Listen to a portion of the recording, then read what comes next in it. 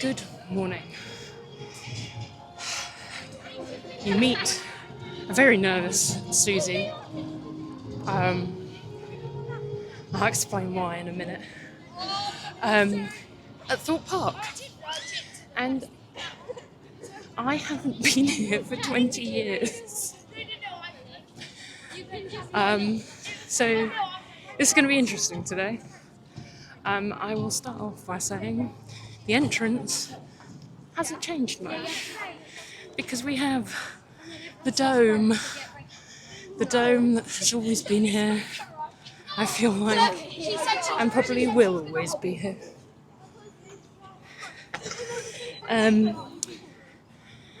So why am I nervous? Well, for those that are new to the channel, I am autistic. And most of the time, I don't go places on my own.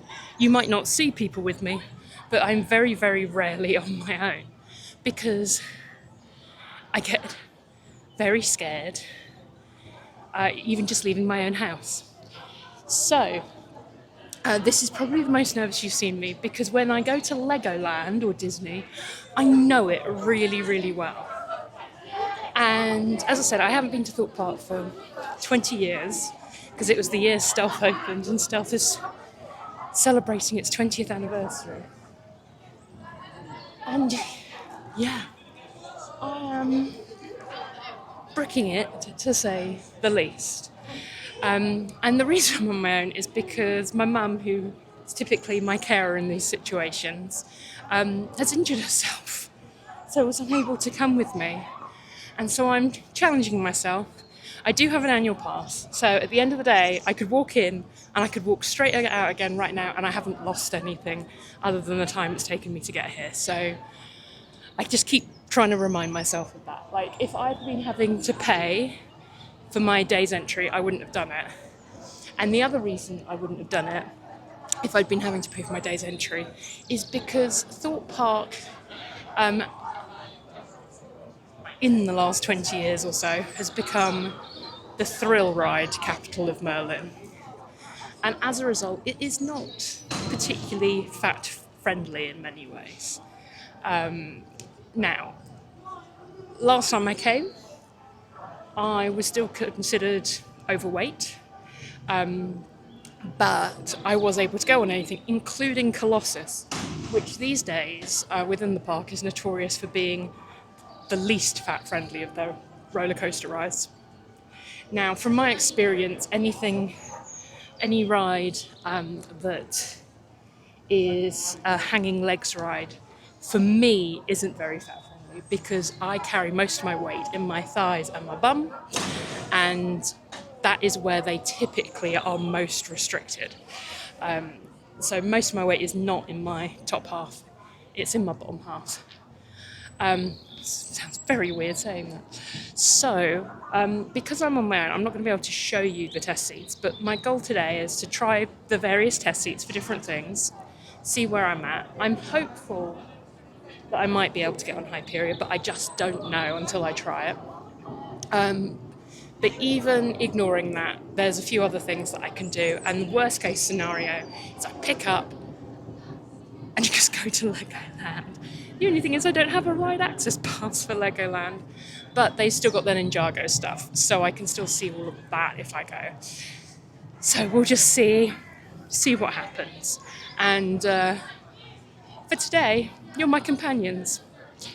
So right now it's 9:47.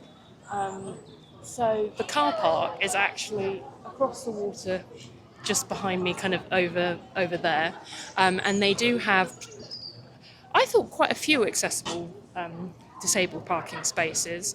What I will say is if you are requiring a disabled parking space, make sure your blue badge is out as you come in through the entrance to the car park, because basically I kept having to wave it to show them, because it's a very clear thing of like, this is what parking I'm looking for that they can see.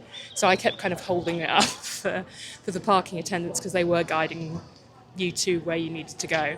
But essentially, you're following the signs for the hotel parking, and it's next to that. And I think there were already between 10 and 20 blue badge holders already parked there. And there was still plenty of parking available for, let's say, for blue badge. Blue badge holders do still have to pay. I don't, because I've got a platinum pass. Gold and platinum pass holders don't. Hotel guests don't. But everyone else does have to pay. And Thorpe Park does have a drop-off zone as well. So as long as you're picking up and dropping off within 30 minutes, you don't have to pay for that privilege, which they make a very obvious point of having it, which, like, Legoland has it, but it's not obvious in the same way. And you can't wait there for 30 minutes. I think it's because they expect a lot of teenagers that can't drive to come, where their parents might well be dropping them off. I've got to say, my second cousin comes here a lot with her other teenage friends, and my aunt told me that, and I was like, this has immediately put me off Thorpe Park a bit, I'm not gonna lie. Somehow teenagers seem worse than kids to me. I don't know, maybe that's just me. But yeah, so I haven't been here for 20 years, and the last time I came, I was studying at Royal Holloway, which, when you're at the top of Stealth, you can see it. And so my friend could see her dorm room from the top of Stealth, which cracks me up. So I'm not expecting to get on Stealth today. We shall see. We shall see what happens. But for now, I'm going to head into the Dome and meander around.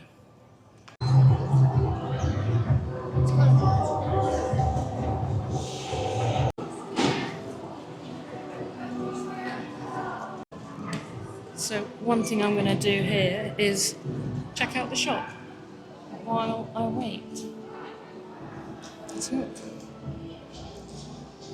So this is a ride that I remember from my childhood. Let me just say, this is an XL, and that looks huge to me. Because I believe... double check. How weird, they've got the small sizes at the back.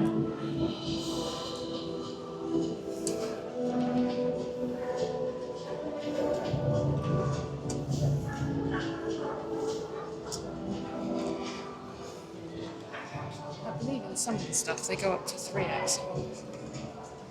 And can I just say, Thorpe Park, you were already winning the battle of the merchandise with Chessington, because my goodness, Chessington's merchandise is awful.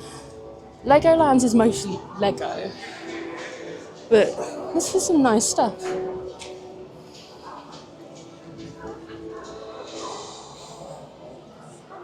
In pretty much any colour you could want as well. It is a nice hat. I do not have a hat that colour. Options.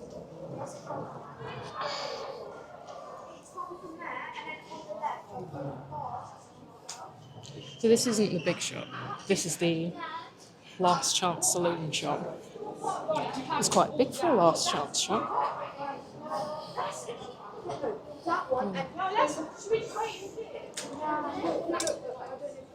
Stealth t-shirt.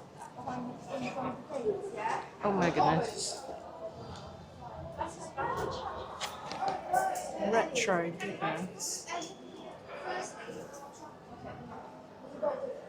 I'm quite liking that and its retroness. The whole park is gated off right now, and then when it's time for, like, literally, when it hits 7 minutes, park's gonna open, everyone's gonna run to the park to get up to Swarm. That's how people Swarm gets way more busier than right here. No, I'm not waiting. Don't put in there. Got some very cool glasses. This reminds me of Disneyland Paris, actually. Oh, very cool.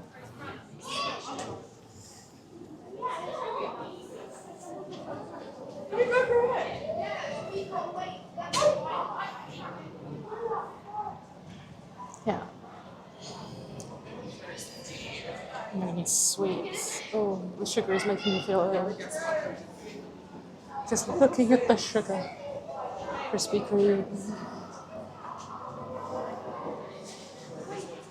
They have far more sweets than McDonald's has.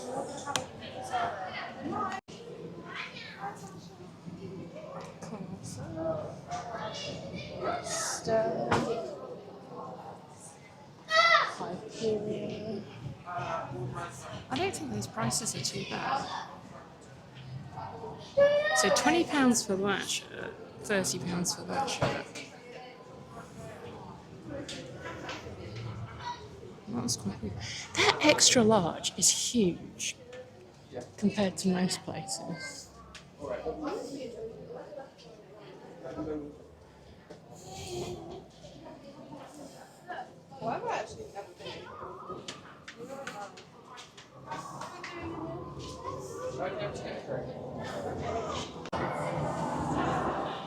So I have checked, double checked, that the freestyle situation is the same as at Legoland, unfortunately.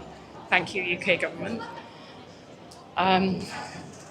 So I still got this free freestyle voucher thing that I can't use. Now, see, I'm partly trying to find out if there is a ramped way down. That's the thing. That's what I need to know, is if there is a ramped way down.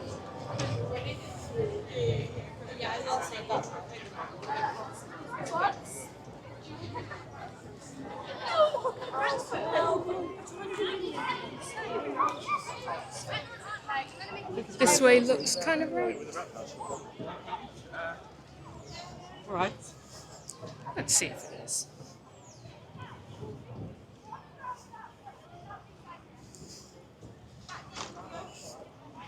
Should we just run to them? Yeah, let's go.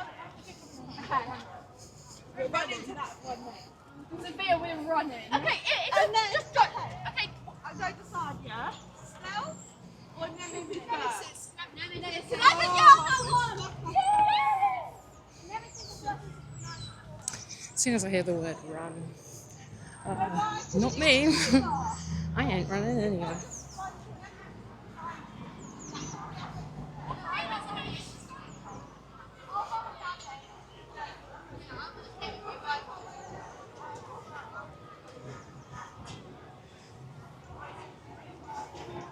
It's so...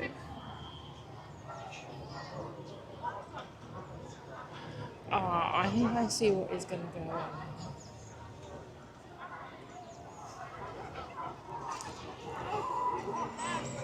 So I'm just going to hang to the side because I feel like there's going to be an almighty stampede at 10 o'clock. Because, let me turn the camera around and you can see what's going on. So you see the crazy crowd of people.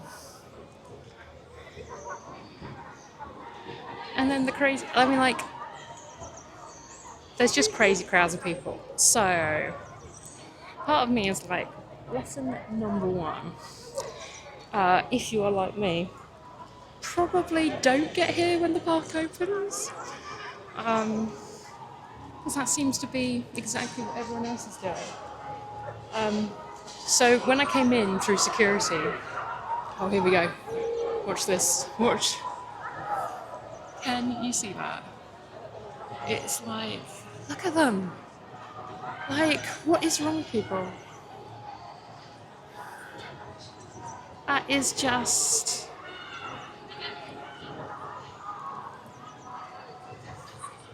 See, I actually need to go that way, so I'm going to wait for this lot to clear. So I'm not, like, walking in the wrong direction compared to everyone else, because that is even worse than being in the crowd. Oh my goodness.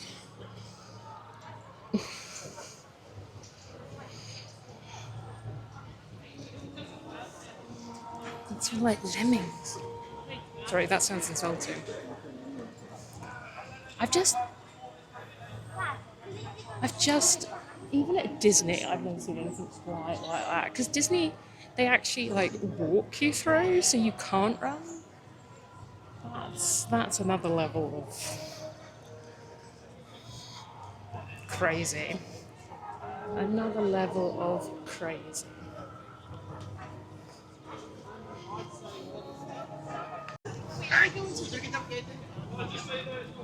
My goodness, Thorpe Park has done something very accessible. So I was just checking with a staff member if there were other ramped routes if you want to come back. Because again, for those that don't know, stairs can be a challenge for me, and I know that some of the rides are going to require me to do stairs. And so, like, I can do them, but as I explained to a friend the other day, just because I can doesn't mean I should, is the best way I can describe it.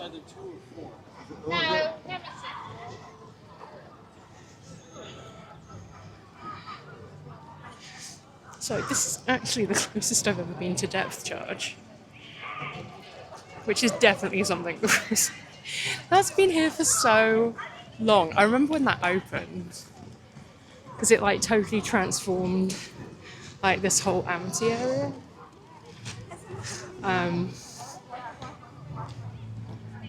They already know which. So I very much grew up in the age of the Thorpe Park Rangers, when Thorpe Park was a family park, not a teenager's park. I'm going to pop into guest services just to find out where my quiet spaces are on things.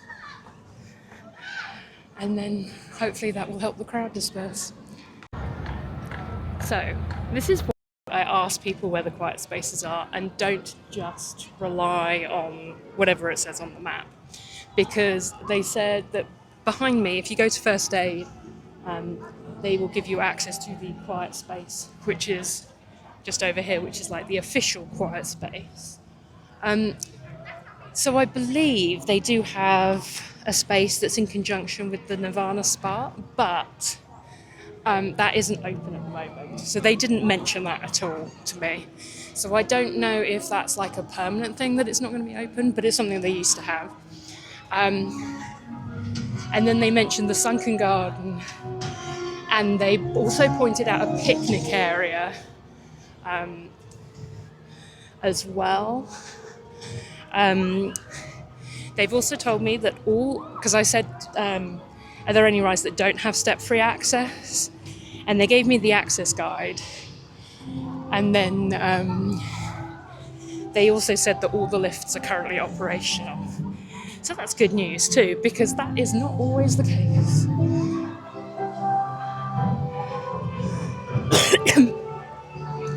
Now I am very much past the bottleneck. So this is kind of, sorry, loud noises. This is kind of the bit of the park that's probably changed the least, is Amity. Apart from the addition of, I believe, Swarm over there. But Stealth was there, Tidal Wave was there, that's not open today. That's a weather-related thing, plus maintenance. And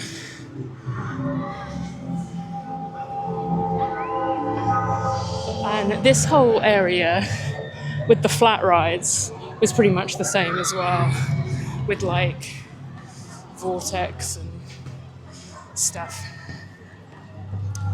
All right.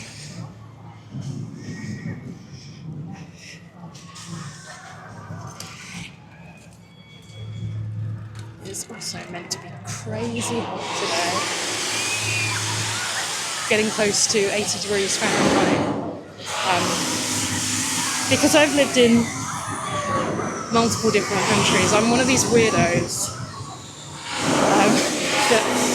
that checks out funny things with the temperature. So if it's cold weather, I work in Celsius, and if it's hot weather, I work in Fahrenheit. So this is one of the quiet spaces they mentioned. They were like, nobody goes there, ever. So I was like, okay.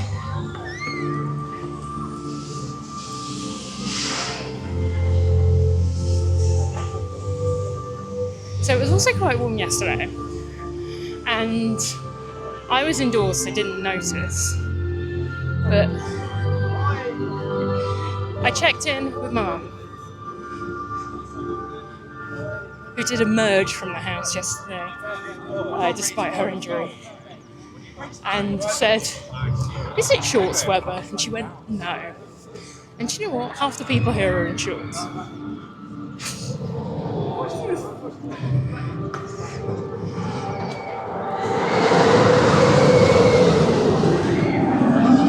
There's Colossus.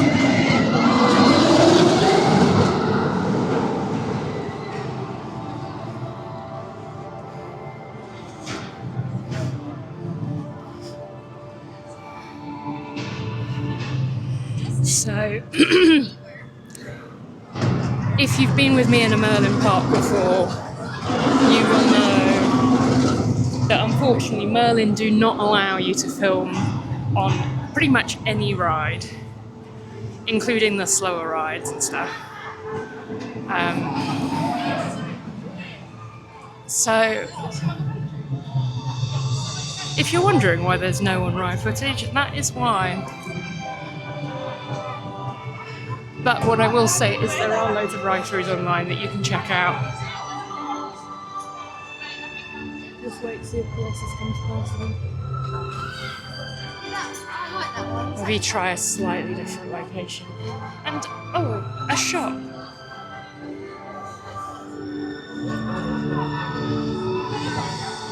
Let's look in the shop. What do you want?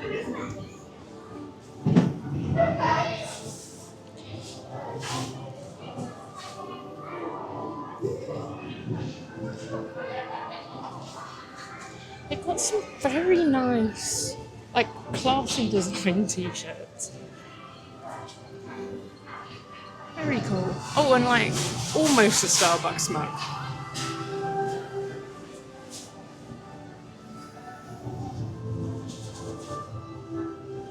Colossus and times 10 for the 10 inversions.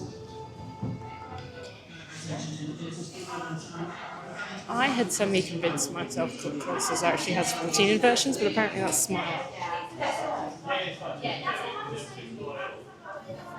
And you see behind me they've got the ride photo thing. So if you are wanting to get your ride photos, there's a daily pass that you can buy, which is something like £30 or £40, and you can get as many ride photos as you want. If you're an annual pass holder, you can also get one that lasts for the whole year at most of the major Merlin attractions, which is currently £100.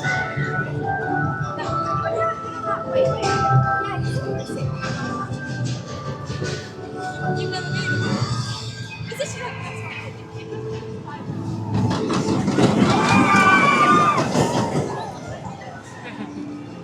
Trying to catch the ride in the background as I go past.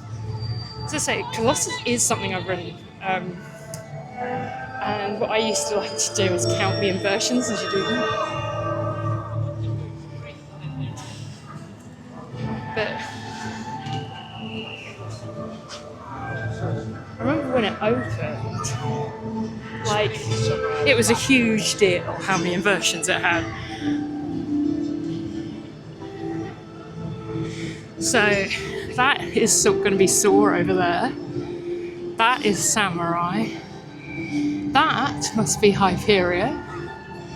And then this is Colossus. I mean, I'm not being funny. But look at the state of this track. You've got pearly white Hyperia, which is 2 years old this year. And then you've got this awfully hideous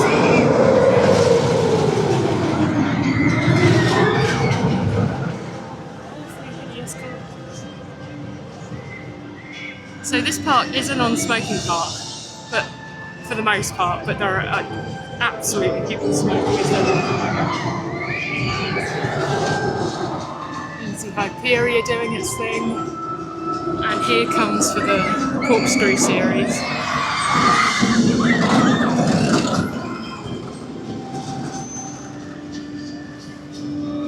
Like, I'm looking at that and it looks so slow these days compared to like much more recent coasters. That's crazy to me. So I went on Colossus the year it opened. Not deliberately, just by pure coincidence. Because it opened right as I was kind of like at the age where you can kind of go to pubs on the train. Samurai I've done at Chessington before it moved.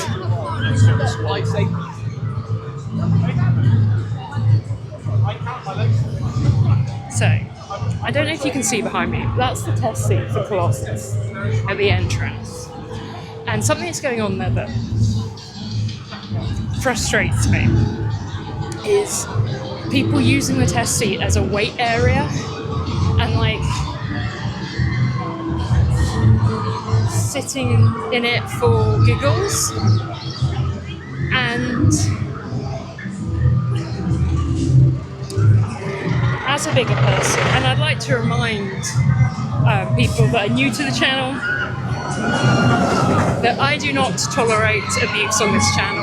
So if you write a derogatory comment, it will get deleted and you may well get blocked. But essentially, it takes quite a lot for people to even do the test seat a lot of the time. And if you're kind of surrounding it when you don't need to be, it makes it really difficult. Oh my god, I'm going to be doing this in front of a load of teenagers.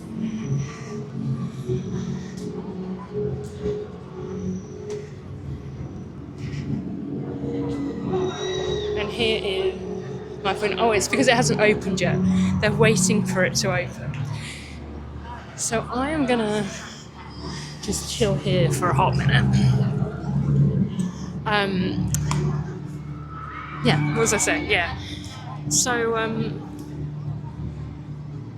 please do the world a favour.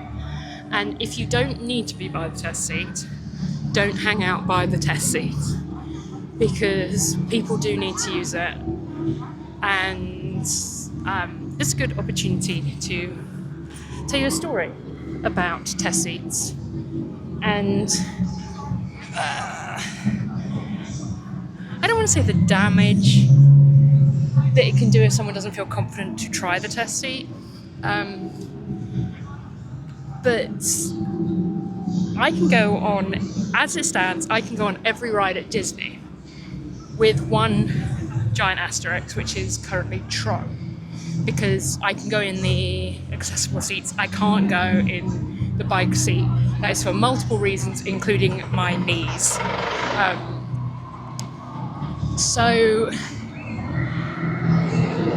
But until recently, I couldn't actually ride Flight of Passage. And when Flight of Passage first opened, it became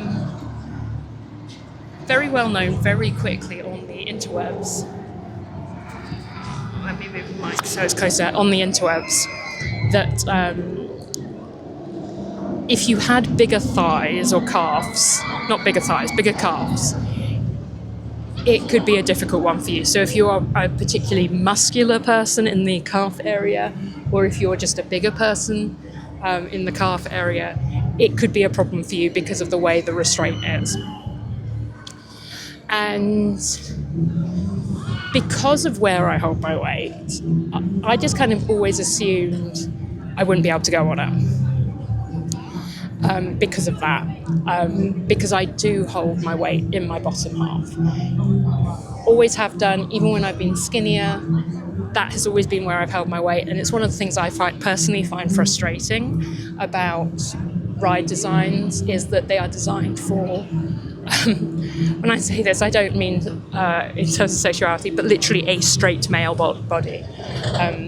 If you have curves, it is automatically going to become more difficult. So if you are a larger chested person, if you are a larger thigh person, ride restraints instantly become more difficult.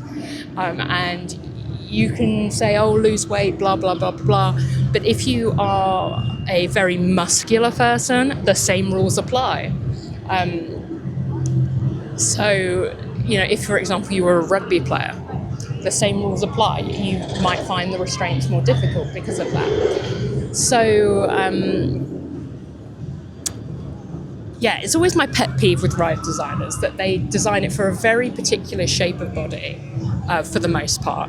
And what I find particularly frustrating is that I can go on, say, pretty much every ride at Disney, and I completely understand why Tron has the restraints it has, why Flight of Passage has the restraints it has. It's to do with the kind of effect it's trying to get, right? That being said, you explained to me why other theme parks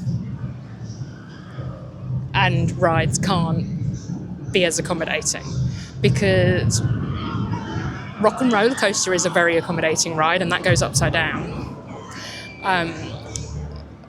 One of my least favourite restraint types was that on Rip, Ride and Rocket, because it was a lap restraint only, but it came over from the side, which for me made it really difficult. And I also just didn't feel like it was restraining me properly, because it wasn't an even restraint. It was like you were pinned in on one side and not the other. Back to my story of restraints. I've totally got off track there. So, Flight of Passage. I always assumed couldn't go on it because I had bigger calves. And it was always super, super awkward because when it opened for the first couple of years, people were like, oh, you have to go on it, why haven't you gone on it? And I'm like, oh, it just doesn't appeal. And it's just a super awkward conversation to have, because people are very size blind at times, to not kind of read between the lines of why you might not have gone on it. So around about 5 to 10 years ago, I kind of just went, screw this, I'm going to try the test seat. And do you know what? If I can't go on it, I can't go on it, but I just want to know where I'm at with it. And so I tried the test seat. And at that point in time, I was borderline. And I was bigger at that point than I had been when I initially thought I couldn't go on it, because I was too intimidated to go in the test seat. And I was like, do you know what sucks? Is if I had just had the courage to sit in that test seat when that ride first opened, I could have gone on it. Now, since that time, I have lost weight. And as of my last trip, I was able to go on it. And can I just say, after however many years of waiting to go on that ride, I wasn't that impressed by it. I kind of went on it and I was like, okay, that was almost like a one and done for me in some ways. I'm not saying I'll never go on it again, but I don't feel the need to go on it again like I do with other things. So that's really interesting as a general thing. So and I think people always underestimate how intimidating they can be, because people just don't realise. For me,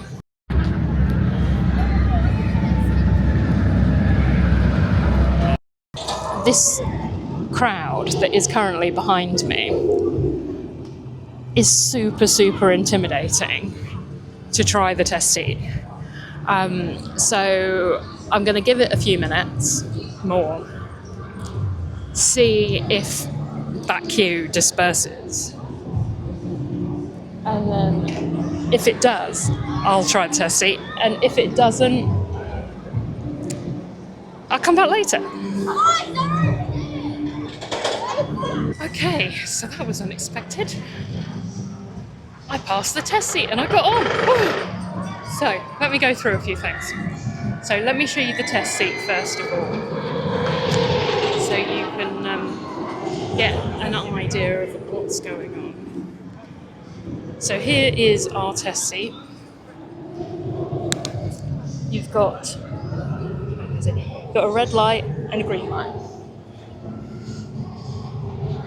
Obviously, you would normally be sit that down. You can see here, at a certain point, the red light goes off, but you're not clear until the green light and the beep come on. But there is a lovely audible beep, so you do not need to be able to see the green light to know that you've cleared it. You just have to hear that beep. So obviously, I watched the queue open. Within a few minutes, it went up from 5 minutes to 25 minutes. By the time I went through, after trying the test seat, so within 10 minutes of opening, it had gone up to 50 minutes. It's now up to 80 minutes, and they've just announced, literally as soon as I came off, that it's closed. It wasn't me. So there is step-free access, and shout out to Thorpe Park, because they checked when I got to the top that I had ride access pass, and they had a QR code at the top ready for you to scan. So I actually scanned it in the ride access pass line, but I didn't need to. I could have just scanned it in the step-free line. Brilliant. This is what we want. So I'm going to head back further through the park after.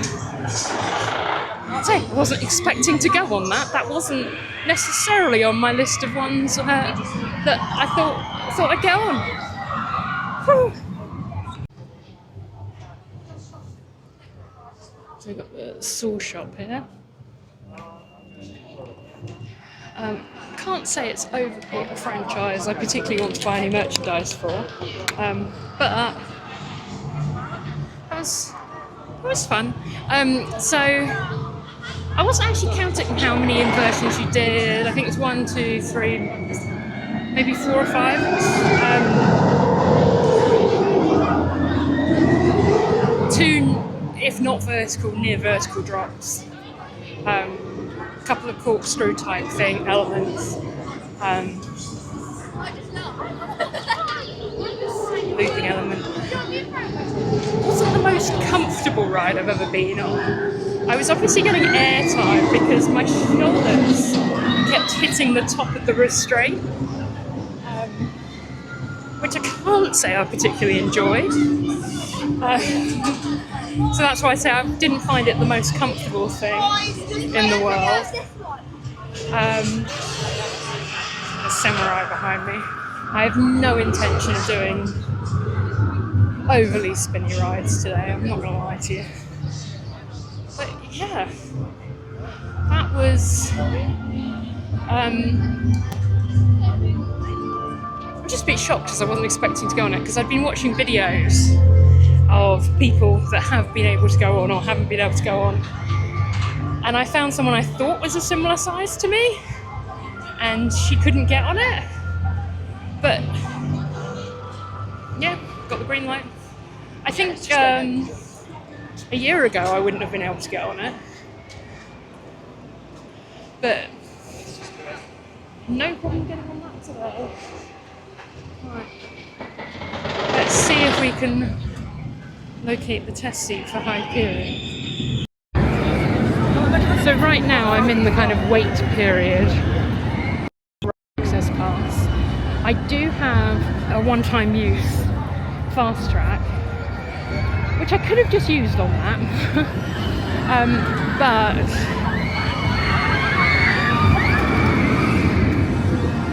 I didn't.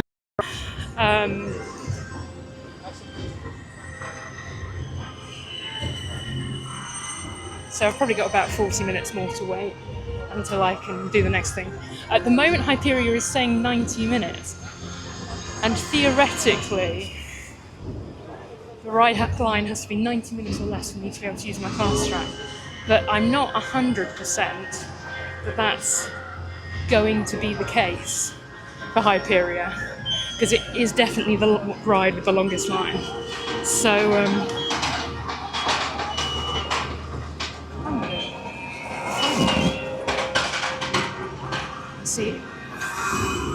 going on with the test seat. So where's the light?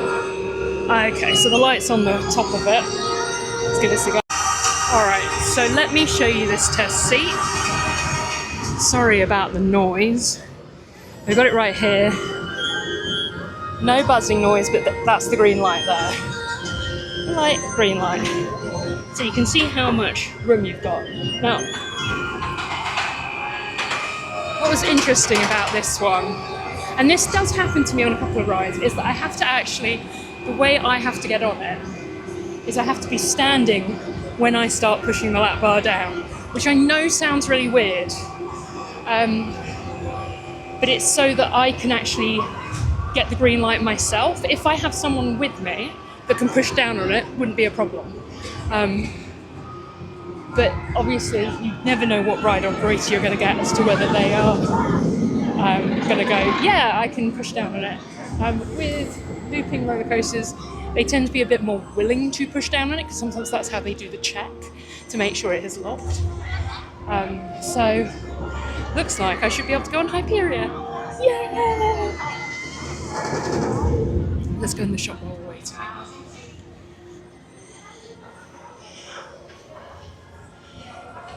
Oh, interesting. So you can get your bag and then you can pick 2 straps to go with it. You can get wings and then you've got a bear to go with the wings. Got ice cream. T-shirt, that's the one with the embroidery. And I don't usually do well with embroidery. So I'm just going to have a look.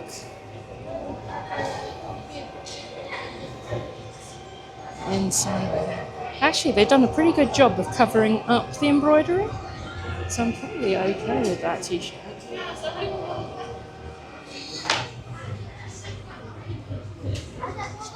I'm not a fan of embroidery. It's one of the things that triggers the sensory issues for me.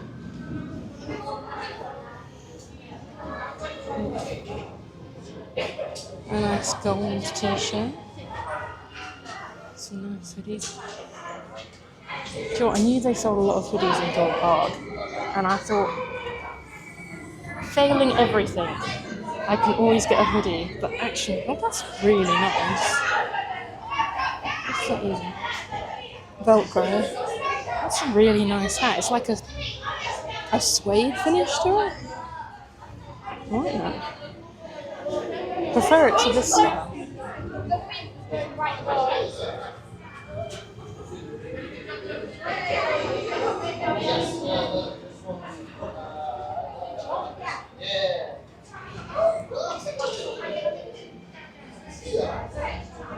There's the hoodie in the gold cover. It's very nice.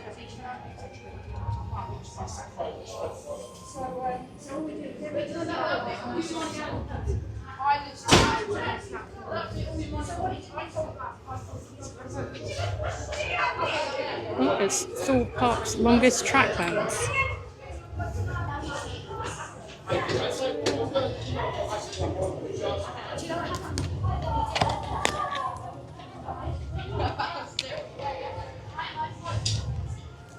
Not a pop socket.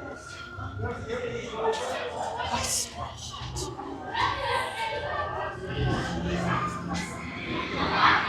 Gotta find a seat and get a drink.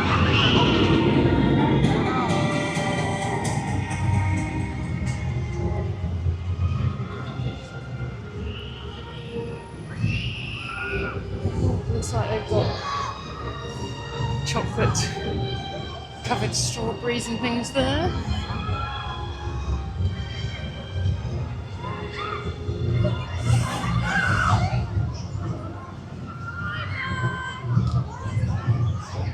There's definitely a lot of people hanging around this area waiting for their family members to go on the ride.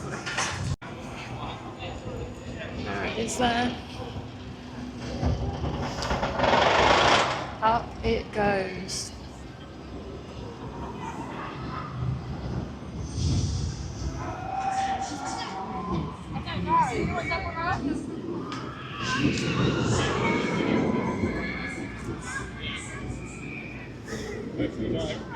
So this is a hypercoaster, And I won't lie, I've not been on a hypercoaster before, so I did have to look up what that meant.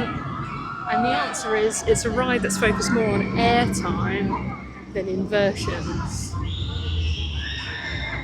So not got necessarily the most inversions, but everything is focused on giving you the most airtime possible.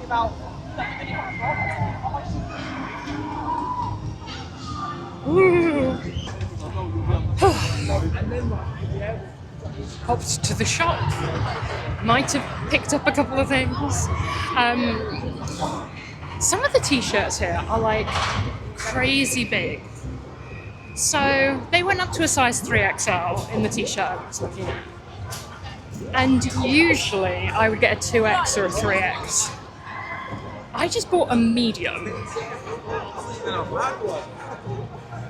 That's how big the t-shirts were. Anywho. So let's talk the seat on that ride. So, as I said, I got the green light on the test seat. I did the stand up to pull the lap bar down thing. And one of the things I've noticed is that on both Soar and Hyperia, they were very specific about what seat they wanted me to be in. Now, initially I thought, oh, it's because there's a stronger person on that side or something in case they have to push it down further. I then realised, no, I don't think that's what it is. I think it puts me nearer the evacuation route. Should I need to be evacuated? Because they did ask me on Hyperia, would I be okay evacuating? And I said, yeah, I can do the stairs, I just have to pace myself with stairs. And he's like, that's fine. So anyway, did the stand up to sit down technique. And it clicked. So I was like, oh, I'm all good. And then the guy pushed it down another click. And then when he came back along to do the checks, there's obviously whatever indicator he can then see. He then was like, I'm going to have to push down really hard. Is that okay? And I'm like, yeah, that's fine. And he pushed down further. And at that point, I was like, I'm a touch uncomfortable, but it's okay. I've been in worse restraints than that. Now, having said that I was uncomfortable, I did not notice apart from the first 20 seconds when you're not moving, really. After that, can't say I noticed how tight the restraint was. And in fact, I was overall a lot more comfortable than I was on Soar because I wasn't hitting the shoulder restraints every time I got airtime. So that was that situation. So he did have to push down, but I was riding, and it was incredible. Totally worth the hype. It's definitely different to anything else I've ever done. And now we have approached Mr. Monkey's banana ride with the very last remaining Thorpe Park Ranger, Mr. Monkey. I love you, Thorpe Park Rangers. So yeah, I'm going to give this a go. It's a 10-minute wait. So I'm actually going to go in the regular line for this. So I've still got to wait out my 2 hours wait for Hyperia. But right next to us is Nemesis Inferno.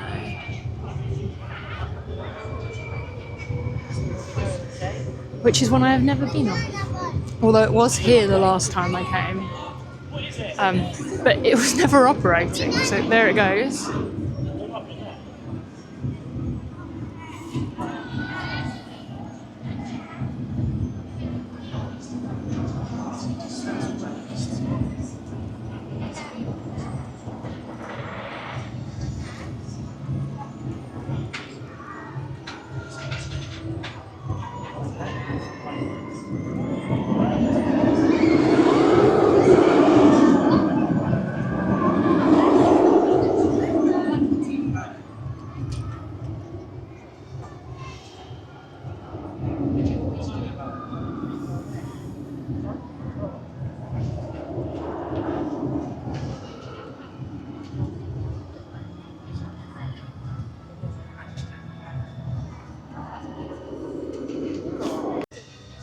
So that is one I'm not expecting to be able to go on.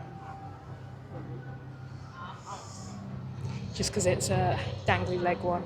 And I don't have the best luck with those. Alright, so I'm at Nemesis Inferno.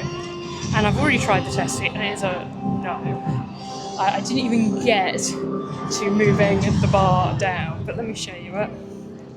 So here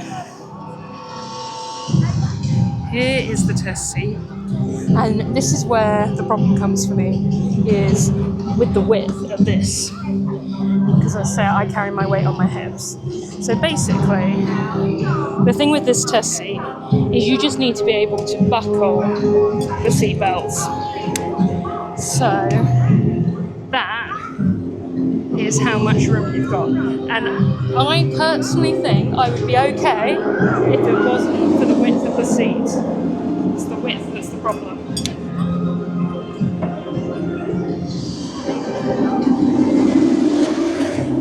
And so when I talk about that sort of element of things, that is what I'm referring to, is the where it's not designed for anyone with curves. And it's frustrating because that basically happens with every single leg hanging ride. And just to be clear, I have no problem with things need to be safe. They absolutely do need to be safe. But say, some manufacturers, it's not a problem, and other manufacturers, it completely is a problem. So, right now I'm in the very back corner of the park because this is what remains of the former Rumba Rapids, and also incredible view of Stealth.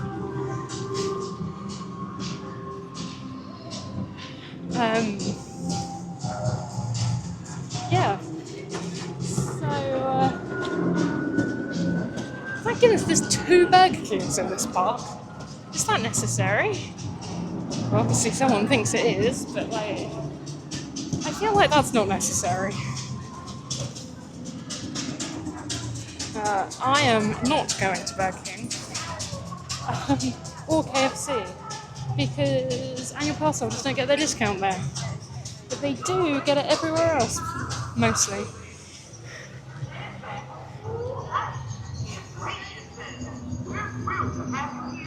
So, I'm going to get something to this Tacoteria. Oh my god. Soft shell tacos, burritos, and bowls. Decisions. So I am sat in the Tacoteria, and I will show you my food in a second. So as I say, I get a discount if I don't go to KFC or Burger King. Here are my chicken tacos. It's quite a big portion. That's £10 with my discount. So they didn't have ice because I have a bottle of regular Coke with me, and I was like, oh, I'll just get some ice and then I can cool down my Coke because it's getting a bit warm.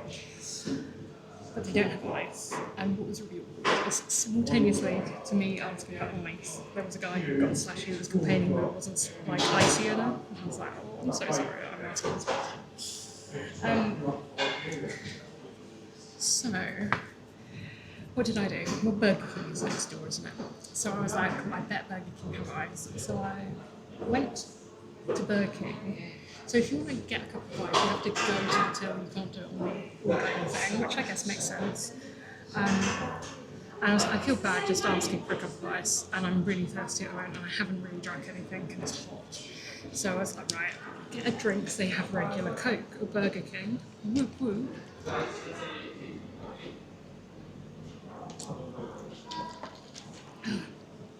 Lovely.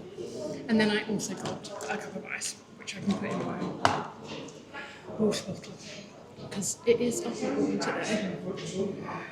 So the large Coke was $3.67, and what was interesting about that is that was different to the price on the menu. Awkward. I didn't challenge it because I'm like, I just can't be dealing with that.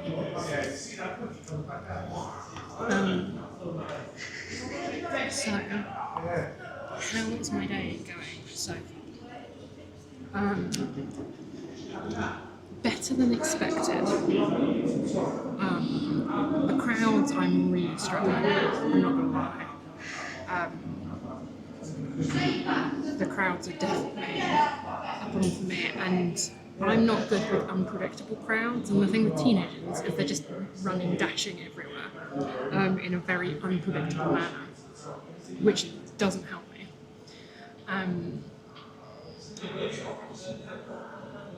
So that level of things I'm finding worse.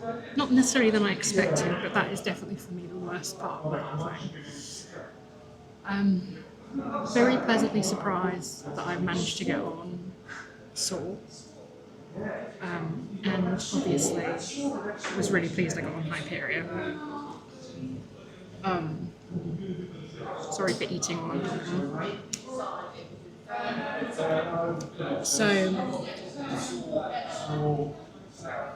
from that point of view, I'm pleased that I have been able to get on some of the throne rides because I could very easily have not been able to get on any of them.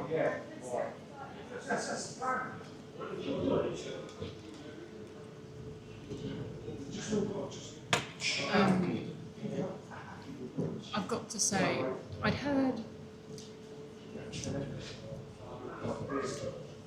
not necessarily fully positive things about their ride operations teams when I've been doing some online research. I've got to say, so far, my experience with them has been very good. At each ride, no one I've said, is there step-free access? No one has looked at me funny, questioned anything. They've just immediately pointed out the step-free access. I've said, oh, the seat's the same size, because on some rides there are seats that are slightly bigger. They don't look at me like I'm a complete nutter asking the question. They know kind of why I might be asking the question, and answer accordingly. They've been very courteous when you're having to push the bar down more and stuff, and it's nice that they try. I don't know what guidance they're given here. I know at Legoland on Minifigure Raceway they have said to me before that they are officially told that they're not supposed to push it down, but some of them will kind of do it.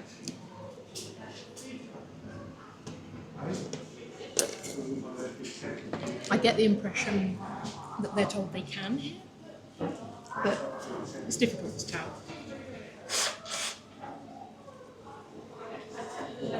I know when I worked on Everest, we like people pushing down on the lap bars themselves, but you could do it, especially with like kids or whatever, where people need an assist. Burger King was heaving. I would not have wanted to sit and eat in there, but the cafeteria, right next door, empty, air-conditioned, quiet, lovely. And I've chosen to sit inside, even though it's a gorgeous day outside, just to get out of the heat and have a break from the heat. So I think that's important. Things you learn from living in Florida.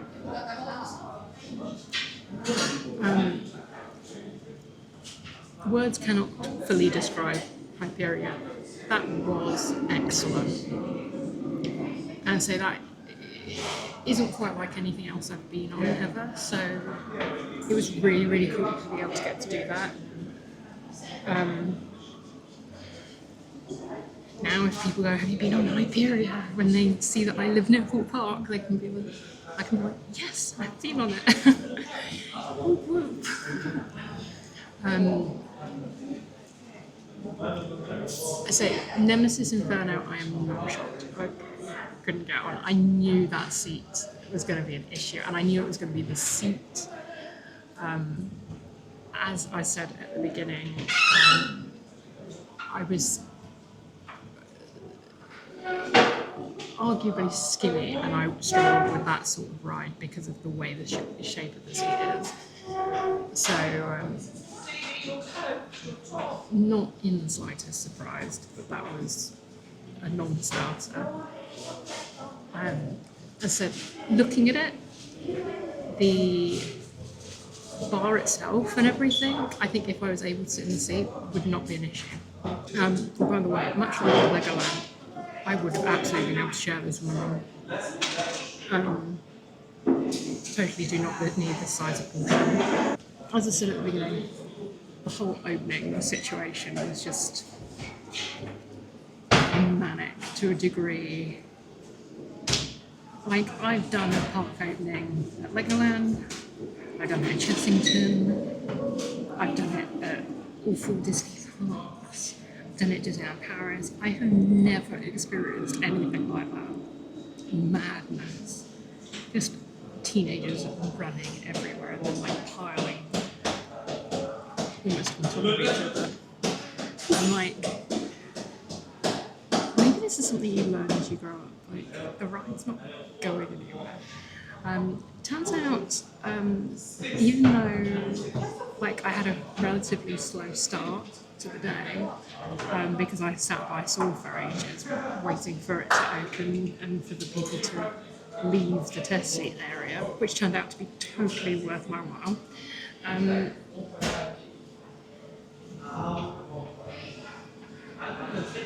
I haven't checked it again yet, but it had still been closed the last time I checked. Let's have a look. So that may have inadvertently been a tactical moment of genius. Alright, so just been into the big shop. I'll show you in there later. But I wanted to get in there sooner rather than later. Because, one, it'll be quieter than at the end of the day. And two, because I was not entirely convinced by the medium-sized t-shirt that I got earlier. Say, like, I haven't been a medium size for a very, very long time. And ambient noise. And so I whipped into the toilet, tried it on, and it did fit, but it was much tighter than I would feel comfortable wearing. So, and just for the record, I tried it on over a t-shirt I was wearing. But yeah, so I was like, do you know what? I'm just going to go and exchange it for a different size. And rather than running back over to Hyperion, I thought I'll check if it's in the big store. And it was. Yay! I think I'm going to try this 4D thing next.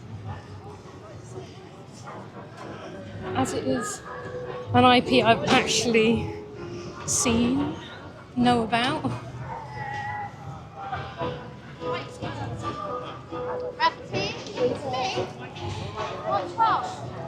So yeah, I exchanged the t-shirt and then saw a pin of the flying fish and I was like, I have to. Memories. So I got that. That was £6. And then I saw a Merlin Annual Pass Holder t-shirt, short sleeve rather than long sleeve, which I've already got. And it was £11. So I was like, oh yeah, I'm gonna get that. Can't get an £11 t-shirt anywhere these days. So behind me we've got a Detonator. Insert picture of me on Detonator 20 years ago.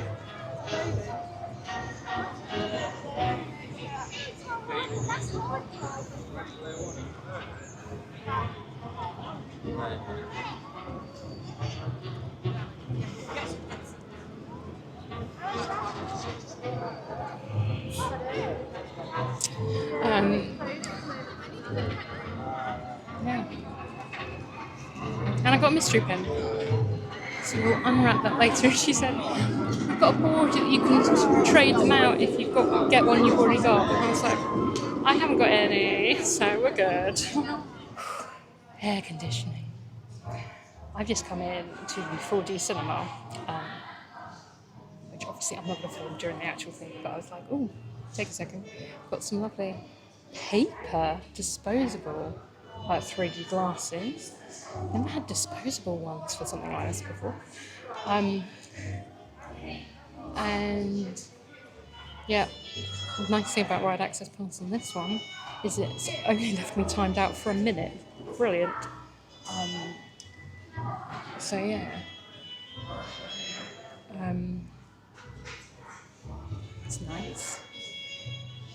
And yeah, so this is a 4D Ready Player One thing.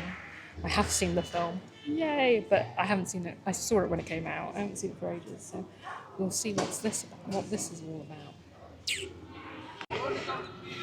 Talking over the copyright. So let's talk Ready Player One 4D. So it's probably better if you haven't seen the film, which sounds like a weird thing to say, but basically you watch the first 15-20 minutes of the film, but with 4D effects. That's basically what that just was.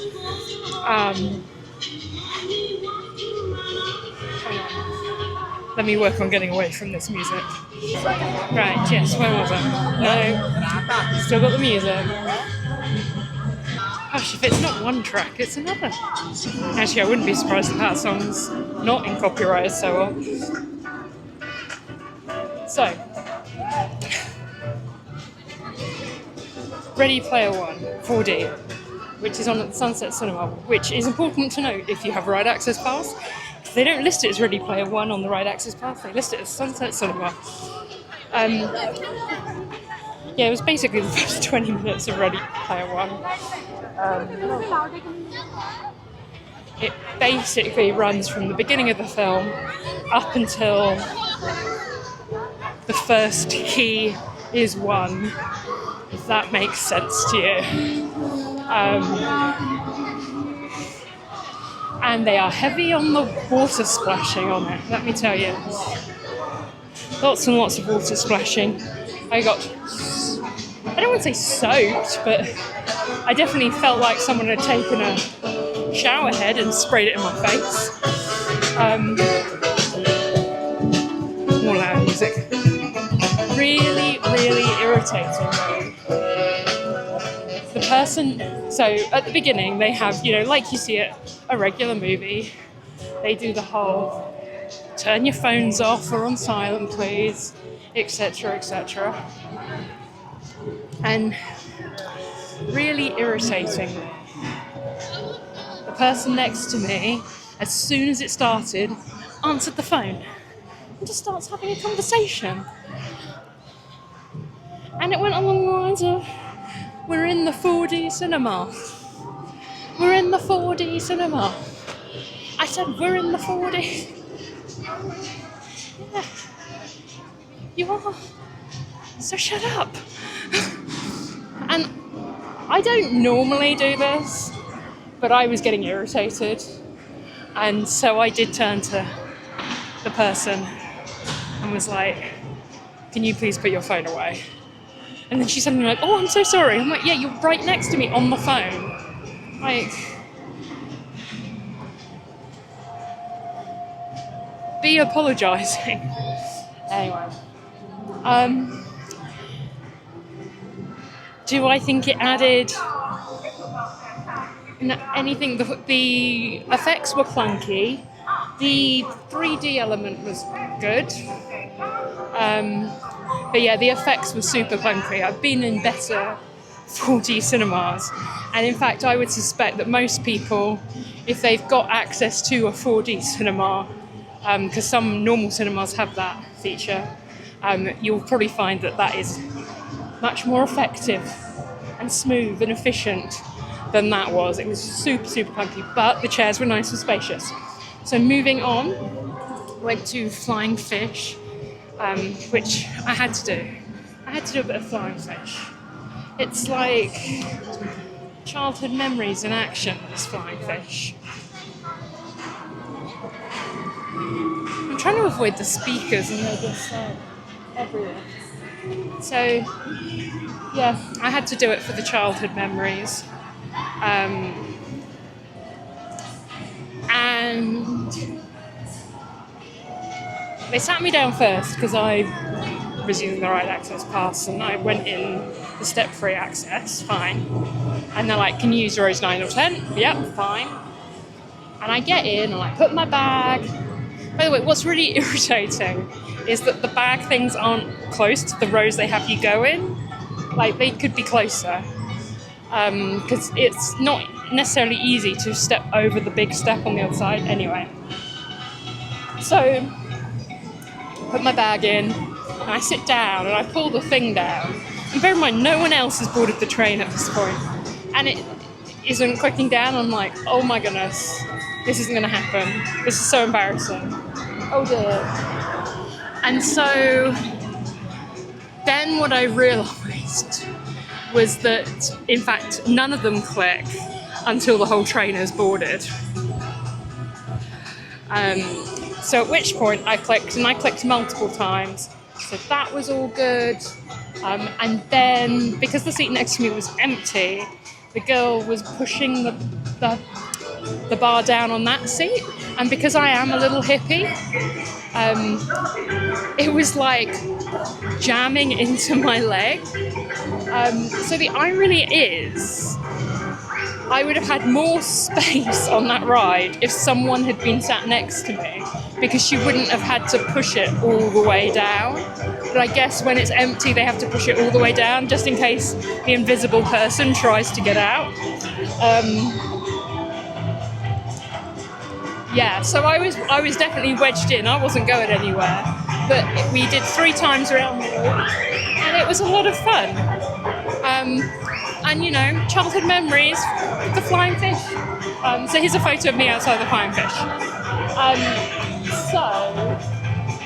I got on that at just the right time, because when I got on it, it was a 25-minute line, and then by the time I got off, it was like a 50-minute line.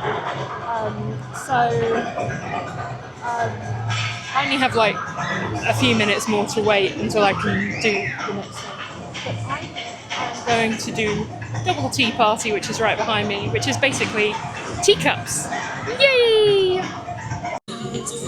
So here we have the test seat for Stealth. So this is another one. Oh my gosh, that's heavy. Flippin' heck. Where the seatbelt has to fasten. So let's see what this seat is like.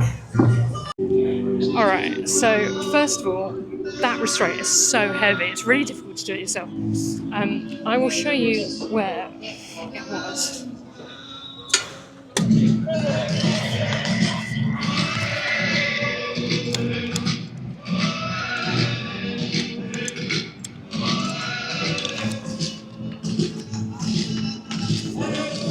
So let me show you.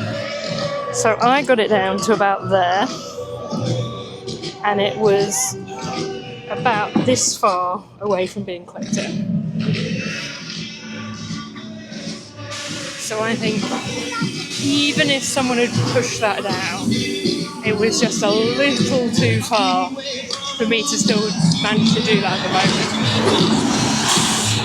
Hang on while we've got the loud noise. Go for a bit of a walk around this sunken garden away from the music. Well, this is nice. Look at this. This is lovely. Oh, and there's a bench over here. I wonder if there's another bench further in.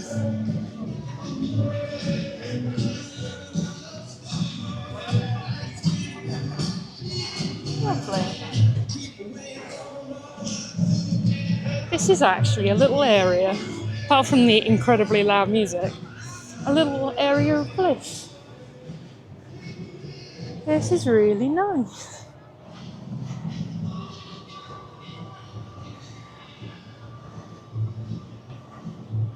So I believe I'm right in saying this is where the old model city was.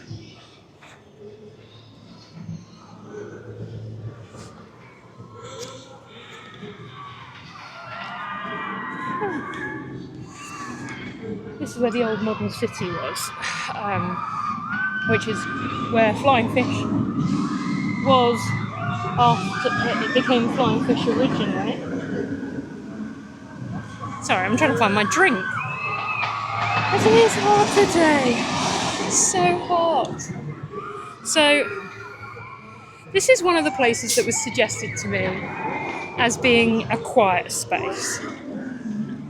And it is quiet in the sense of there's no one around you. But it is most definitely not quiet because you're surrounded by people screaming on stealth, screaming on, was it Swarm somewhere behind us? Screaming, there's stealth right there. So you're surrounded by an awful lot of screaming. Sorry, you can see when I show you the sky, there is literally no cloud coverage whatsoever today. I'm sure I will have caught the sun. There is free sunscreen around, but I haven't actually seen any. I think I saw some right at the very beginning. There are other spots where you can get it, I'm sure, but yeah, teacups. Lots of room in those teacups. I was going back through the pictures of when I came 20 years ago, of which there are not many, because I think only one of us had a camera with us, because we didn't have camera phones. What was that? Cameras on phones that were any good? No.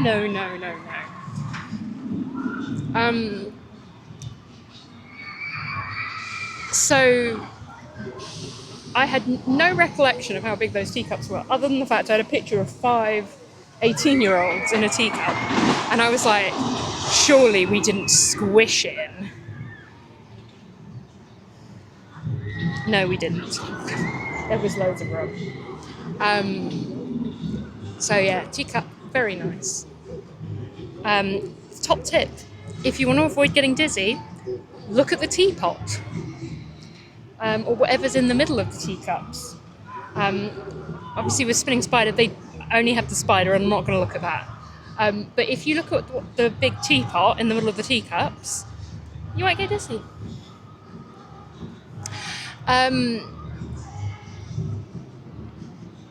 Yeah, it's now about 3:10, and right as I was in line for the teacups, I totally mistimed it. I could have got a right access pass for the teacups. Oops. So, Storm Surge, which I was hoping to do today, closed. But I was kind of hoping to do it so I could cool off on something. Storm Surge is back open with a 90-minute wait. I think that what I'm going to do is show you guys the shop, go on Storm Surge, and then start heading in the direction of home. Because so far I'm in a good place. Started off extremely edgy, but now feel in a much better place. And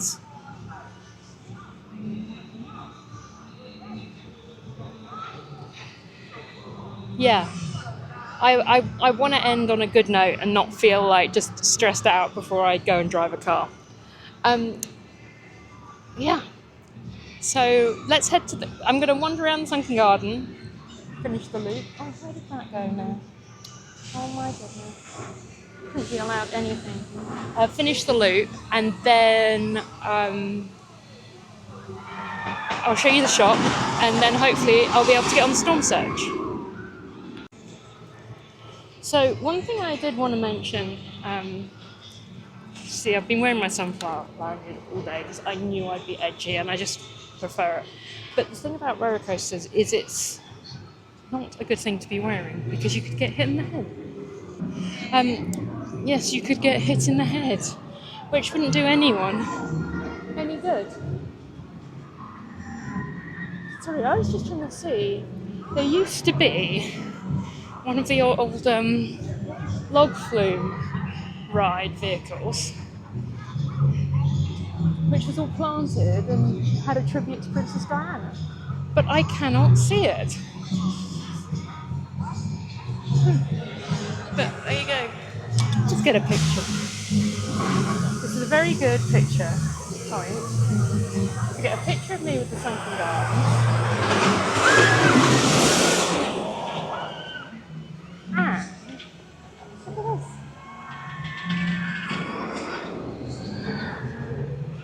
Picture of me with stealth. Alright.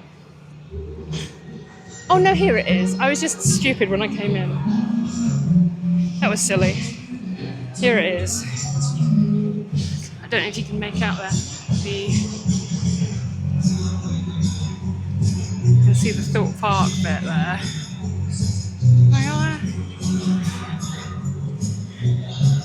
And the little plaque saying it's dedicated to Diana. Log plaque.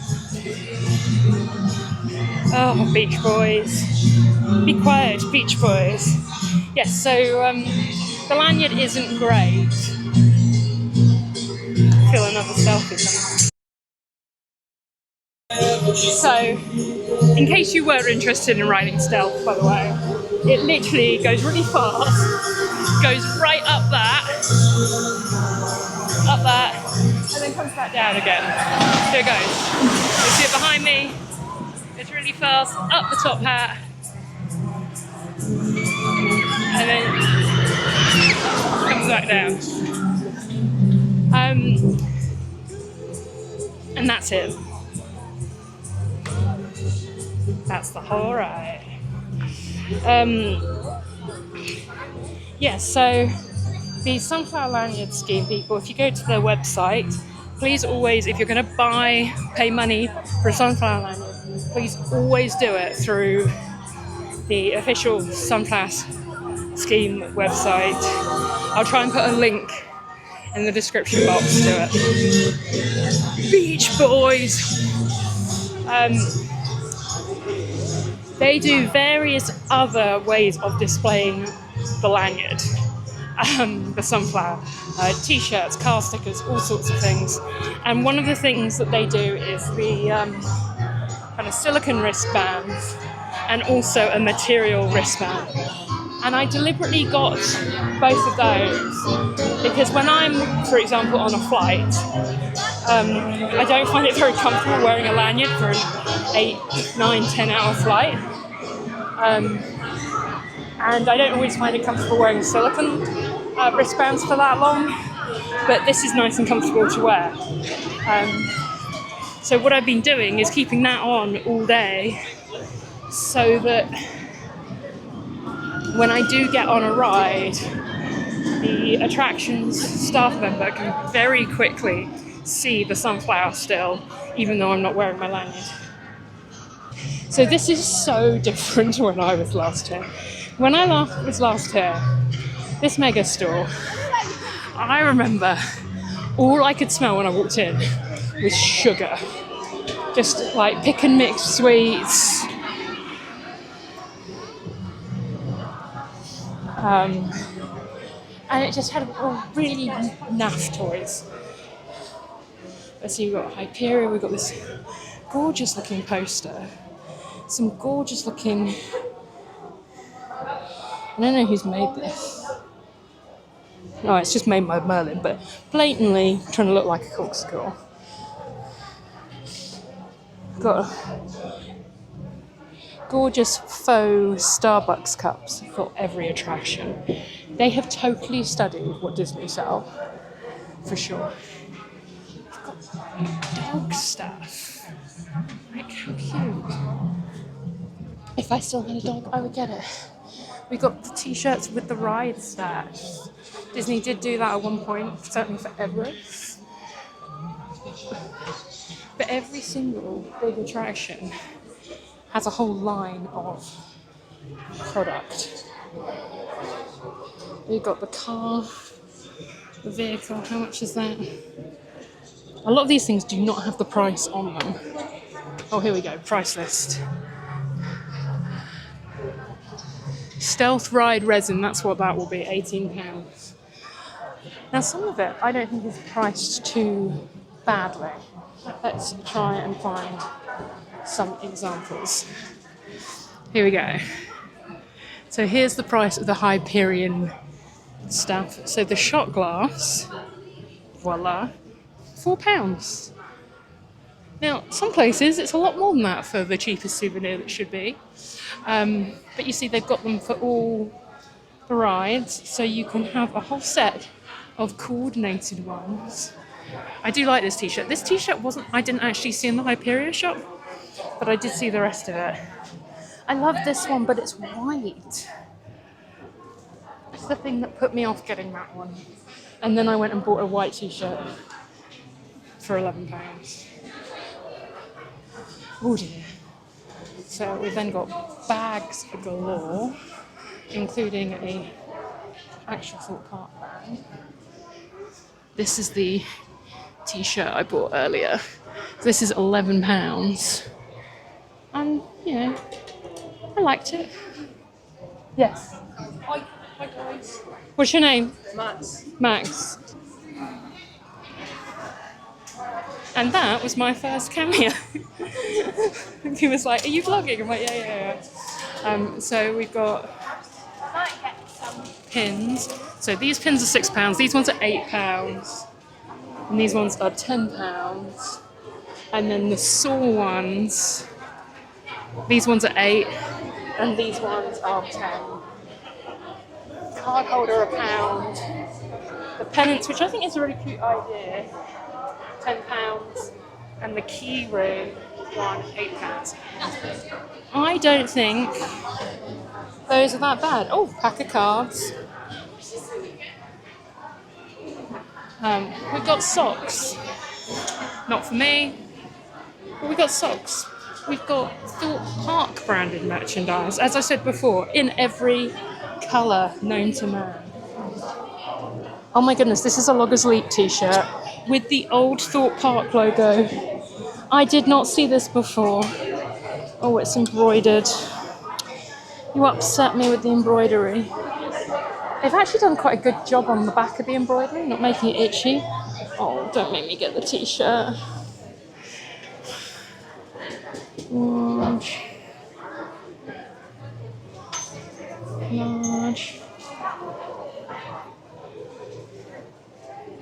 They do have a 2X. It is slightly see-through. I don't know if you can see that when I hold it up. It is slightly see-through, and I prefer not a slightly see-through t-shirt, but I do like that. I prefer that to the Flying Fish Ringer t-shirt. Oh, so many decisions, so little time and money. All these. So let's have a look. The backpacks. So the backpacks are 25. The tumbler. Do they mean this one? If they do, that's £12. That's really good. I'm comparing this to Disney prices. I do like these t-shirts. I just can't buy everything. Right. So that's kind of the store, and they've got loads of sweets as well. Right, Storm Surge. We're at 90 minutes.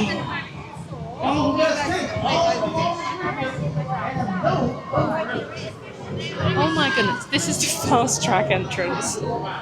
That's the fast track entrance. It is.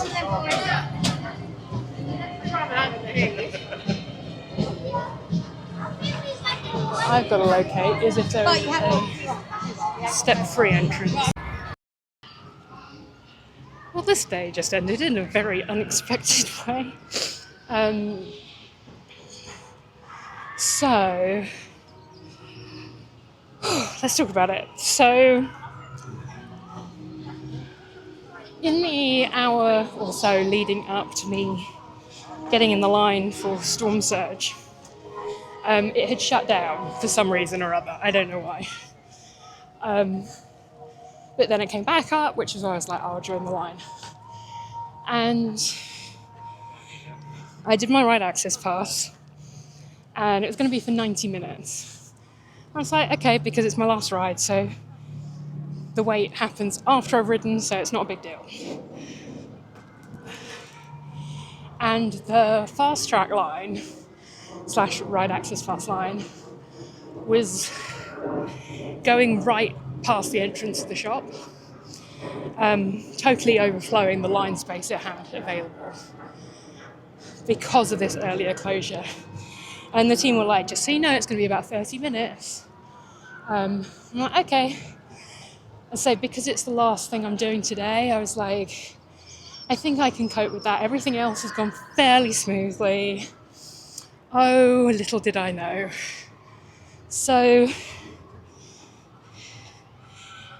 we are maybe 2 passes away from the front. And a huge incident with security and everything kicks off. There's swearing going on, the whole shebang. And they basically won't start the ride until it's sorted out. Which I totally get. We want everyone to be safe, right? But what you'd usually expect to happen is for security to pull the relevant parties, first of all separate them as fast as possible, and pull them away from everyone else. So everyone else can be getting on with life, you know? But they didn't. It all happened right there, in a crowded space, in the heat. There were people there that had been in line for 3 hours. The whole thing was just madness.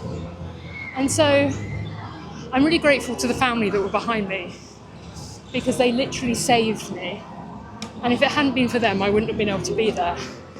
And I say, because it was the last thing I was doing, I was like, okay. But yeah, when I came out, the timer on it said I'd been there for 1 hour and 15 minutes. I can see I'm in for a long recovery over the next few days from that. And there was just no communication with the regular people in line. So it was just madness. So anyway, first thing I did, and I was advising other people to do it as well, went to guest relations and spoke to a lovely girl there. She was amazing. She was initially going to give me free parking. I was like, I'm a platinum pass holder, I already get free parking. And then she was like, do you know what, I'm going to set you up with one-time fast track that you can use any time before the end of the season. And so to kind of compensate for the fact that I was there for as long as I was, and in the middle of the situation that I was obviously in. So really, really appreciate what Football did. Otherwise, all in all, I have had a fantastic day, apart from that last hour or so. I had, at one point, been thinking, oh, I might be able to get another couple of things in. There was absolutely no way I was doing that after that. No way. I am done in at this point. So I am just getting a drink because it was hot out there, and then I am going to head home. Yeah. Oh. Yeah, I'm done in. There was a point where I thought I'll be out of this park by 3. Oh no. Before I came today, as I mentioned at the beginning of the video, I was really nervous because 1, crowds, and 2, I just did not know how much I would be able to do. And I was really pleasantly surprised. Now, I've just been in guest services and heard some of the things people were complaining about. And I'm not going to say that their complaints aren't valid for them, because I'm sure they feel they are. But there's a lot to be said for doing your research. So Someone was saying about Ride Access Pass, they can never get one booked. And I'm like, if you plan, like I literally booked my Ride Access Pass yesterday. You just have to keep checking. Someone's complaining they only got on 2 rides the whole day now. I don't know what time they got here. I don't know what time, what the 2 things were that they lined up for. Hang on. So, sorry, I was going through security and I don't want to have any camera footage of that. So I actually just passed the security guard, and you know when you can just tell someone's had a day, like they've just had a day of it. And I know how I feel just having witnessed all of that. And just to thank you for keeping us safe. Because, you know, it's rough having to deal with those sorts of situations. Oh, sorry. Coca-Cola burp. You were pretty grateful, bless him. You could just tell he was like, I'm ready to go home, mate.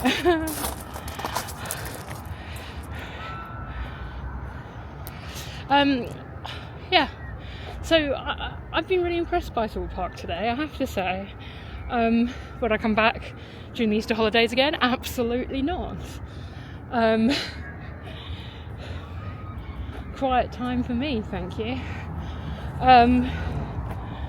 But yeah, I mean, talking about that security guard, what I was going to say is all the staff that I have encountered today have been fantastic. They really, really have. And yes, there are things I could absolutely complain about. Like, someone was saying the price of the KFC and the Burger King. I don't actually particularly go to either of those places. I'm more of a McDonald's girl. But they were saying that the price of it was literally close to twice the price outside of the park. So I don't know how true that is. That's just what someone was saying. Gosh, this car is hot. But like, you know, everyone has been so lovely and so courteous. And I stood there in that guest relations and I was just like, the things people are complaining about that I'm hearing are things that they could have avoided if they'd just done a little bit of research. You know, I have to do research, otherwise I wouldn't be able to cope. And, you know, things that I learnt from that bit of research were like,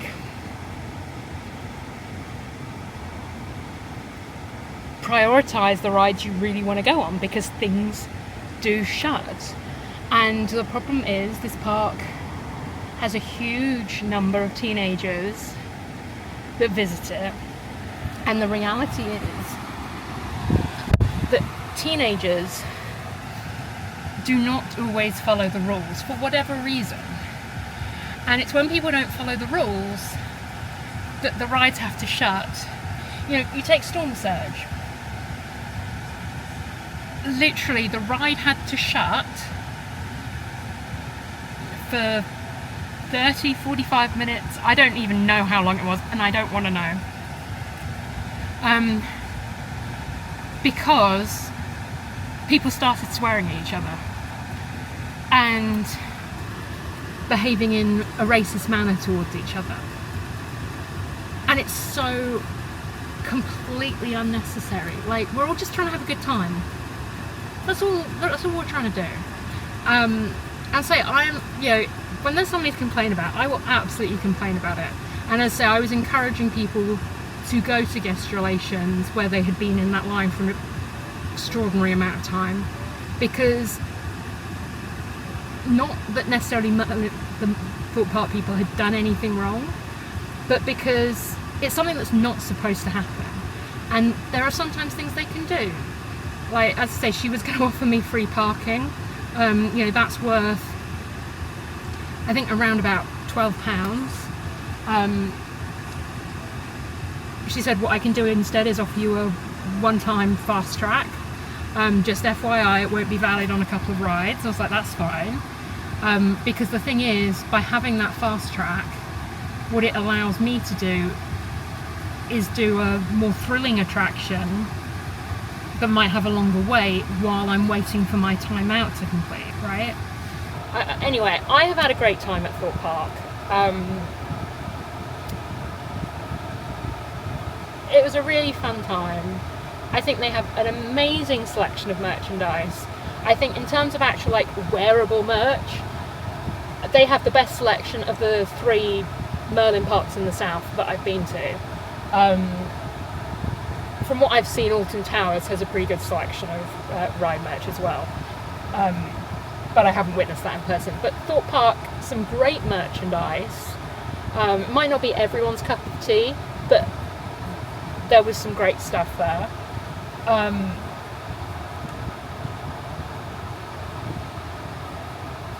Yeah, I was very impressed today. And as I say, I got on at least one ride I wasn't expecting to be able to go on. There's certainly enough that I can go on here that if I was to come back, which I may well do now because I've got these fast tracks, but if I was to come back, I would definitely have enough to go on to at least justify like half a day to a day. Yeah.